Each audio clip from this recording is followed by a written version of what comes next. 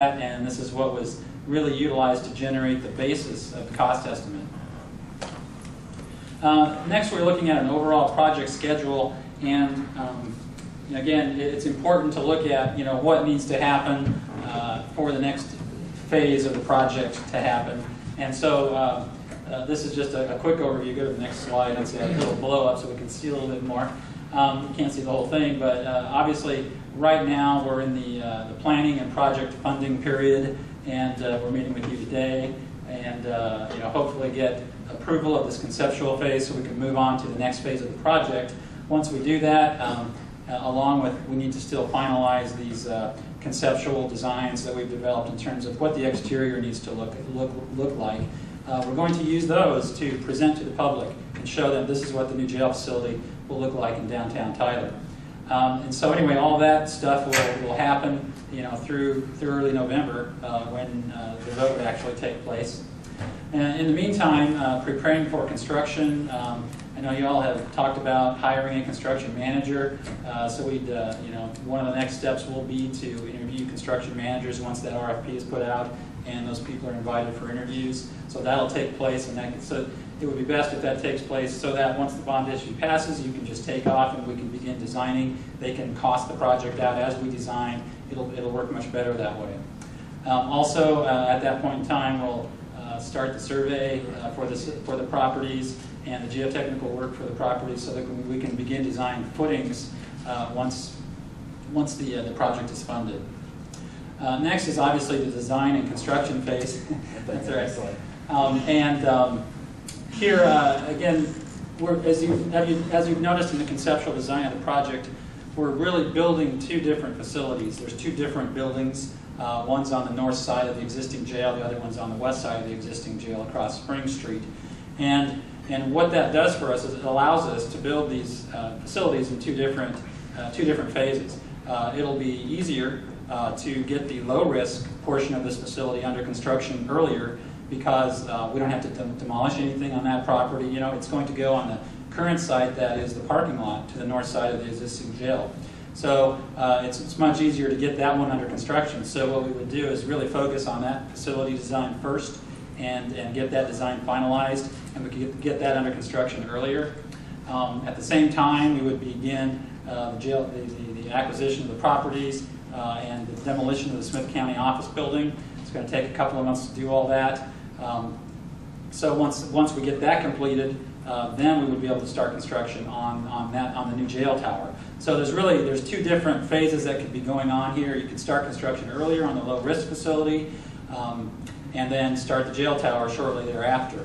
Another key component of the phasing will be that since we are putting the existing kitchen on the lower level of the existing jail, obviously the booking and intake areas that are down there need to be able to move out. They can't move out until the new jail tower is built. So the new jail tower will be completed, then we would move the intake and booking area out of the first floor of the existing jail over to the new jail tower, and then we do the renovation on the first floor of the existing jail for the laundry and the kitchen and the officer areas. So it's a little bit about the phasing. Someone asked me earlier about completion.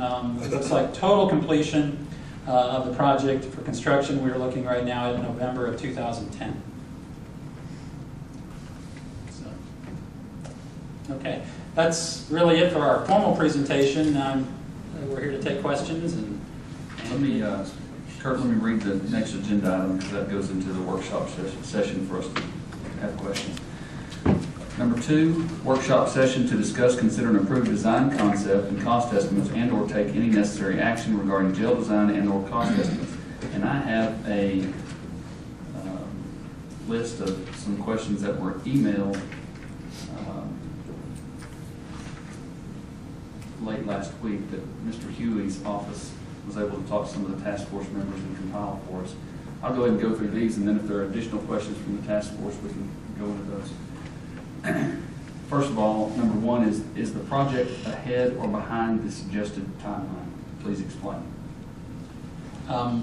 As to when we were first hired, we were asked to prepare a conceptual design so that we could establish what the cost estimate for the building project would be, and we've done that, and so hoping to get approval of the conceptual design process now.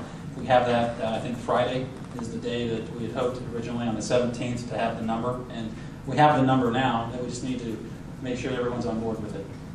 And just to further elaborate on that, we do have time to get the necessary information to our bond counsel and get the proper language for the ballot in November under the current timeline. Number 2, relative to your tasking and the November bond election, what are your concerns? Tasking, meaning Our work effort from this point forward, or Mr. Hugh? In that regard, just in terms of what your job was, Mark. as described in your Just to make sure that Oh, excuse me, I'm sorry. Specifically, relative to your tasking and your current work effort, do you have concerns about completing your job relative and us being able to have a bond election? Okay. No, I don't have any concerns with that. What we are showing you today in terms of the exterior facade design for the building, those are a couple of solutions, and I think they're great possibilities. If you all have some other ideas or some other concepts or architectural features you'd like us to incorporate into the design of the exterior of the building so that it fits well with the downtown, certainly we'll take those into consideration. What we're doing at this point in time is we will continue to develop that exterior of the facility. We've met numerous times with Chief Pinkerton and Sheriff and Chief Garman, and gone through the design and the layout, and of course we've met with the Jail Commission. So I think that we're in terms of the actual layout of the facility, everyone's very happy with the functional solution. So at this point in time, we just need to finalize how we want it to look on the exterior and prepare those renderings for submission to the public. I want to mention one more thing here. I think when you look at the floor plans, they look pretty finished because you see walls and doors and everything. There's a lot of work to be done on them, clearly, a lot of development to be done. But I think we do have a comfort factor that we're meeting all the organizational, operational needs of the jail administrators. We feel like we have sufficient space set aside to do the design. As we develop it, we can make it a little more efficient or gain some efficiencies that are great.